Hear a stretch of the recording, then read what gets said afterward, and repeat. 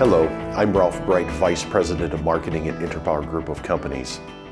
We have real people answering the phones each day here at Interpower, which means we receive a number of product design questions.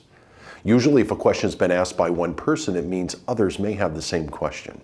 One of the commonly asked questions we receive is, why are plug adapters not allowed when exporting equipment? So to answer this question, we have Ron Barnett, the Product Development Manager here at Interpower. Welcome, Ron. Thank you, Ralph. To begin with, what's the purpose of a plug adapter? Well, a plug adapter essentially allows a user to use their existing power cord from one country and have it ready for another country by placing that adapter on the cord set itself.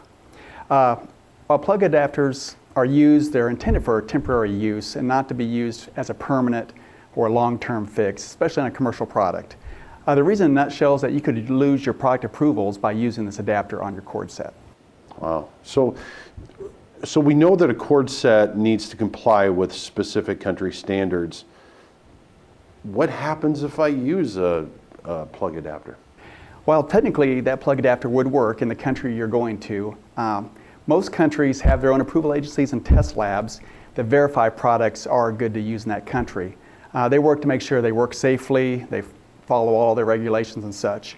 But if the total cord is not approved and has that adapter, then your product would not have the total approval as required in that country. Wow, okay. So can you give me an example?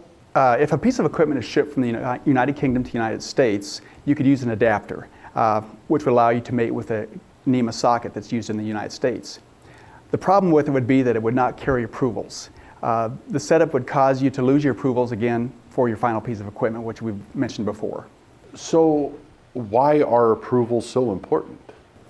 In many applications, commercial OEM equipment requires safety approvals that are requested by the customers for use in that country. The approvals demonstrate the entire system is deemed to meet their national requirements for the end use of that product. Many agencies that issue approvals do not recognize adapters as being acceptable, which would make it difficult to get the approvals on those adapters and make it extremely difficult to get that adapter approved as part of that cord set.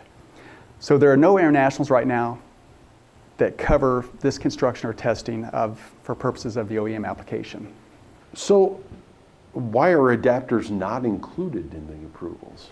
Many safety agencies deem them as being unsafe. They look at them as being used for personal use more and not for more complex devices as some of the equipment that our cord sets go on.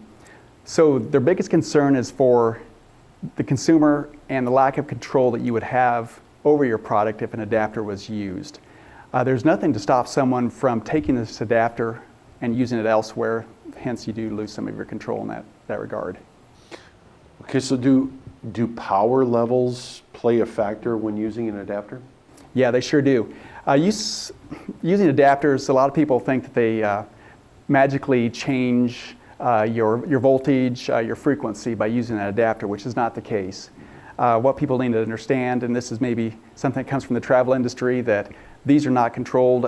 You would need to have a transformer or a converter to actually change your voltage and frequency, not just the adapter itself.